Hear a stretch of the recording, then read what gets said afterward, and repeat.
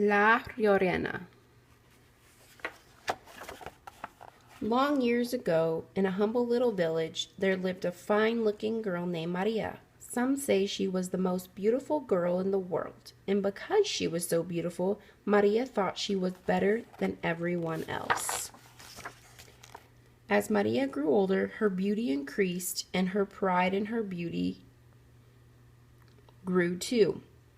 When she was a young woman, she would not even look at the young men from her village. They weren't good enough for her. When I marry, Maria said, I'll marry the most handsome man in the world. And then one day, into Maria's village rode a man who seemed to be just the one she had been talking about. He was a dashing young ranchero from the son of a wealthy rancher from the southern plains. He could ride like a Comanche.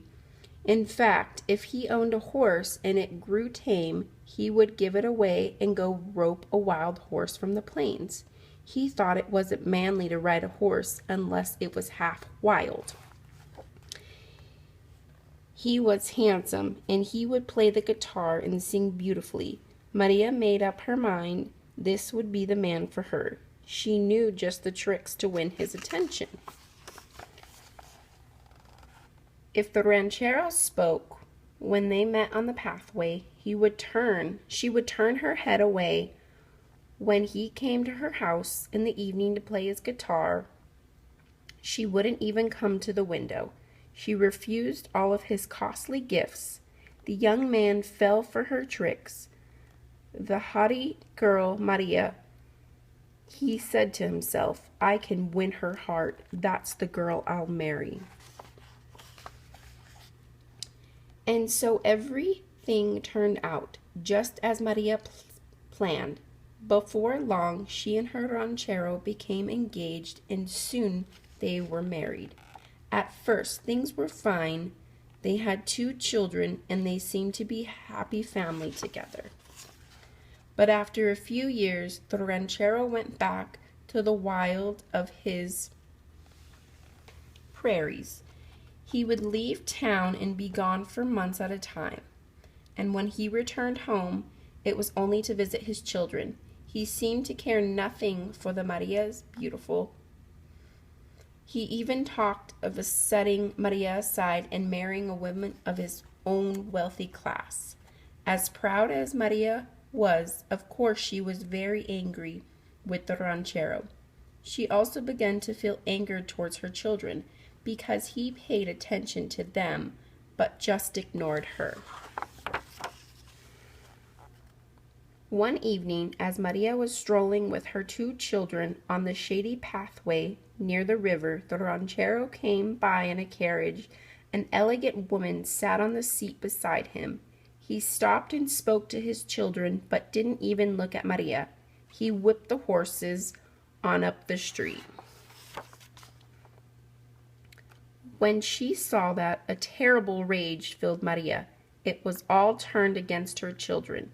And although it was sad to tell, the story says that in her anger, Maria seized her 2 children and threw them into the river. But as they disappeared down the river, she realized what she had done. She ran down the bank of the river, reaching out her arms to them, but they were long gone. On and on ran Maria, driven by the fear that filled her heart, until finally she sank to the ground and lay still.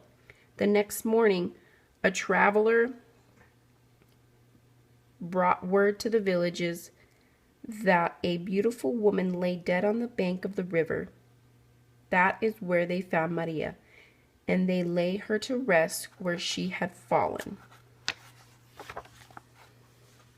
But for the first night she was in the grave, the villagers heard the sound of a crying down the river. At first they thought it was only the wind, but when they listened more carefully, they heard words. "Ay, my children," a voice sobbing pitifully. "Where are my children?" And they saw a woman walking up and down the bank of a river, dressed in a long white robe, the way they had dressed Maria's burial. On many a dark night, They saw her walk the river bank, but more often they would hear her cry for her children. And so they no longer spoke of her as Maria. They called her Llorona, the weeping woman. And by the name she is known to this day. And they still warn the young ones, when it grows night, get inside the house. La Llorona may be about, looking for her children. Be careful, she might mistake you for one of her own children. They tell many children down through the years who have been chased by the crying ghost, and some who have even been caught.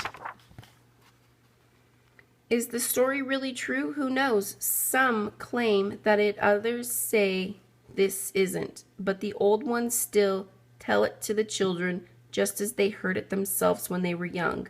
And in the same way, the children who hear it today will someday tell it to their own children and grandchildren.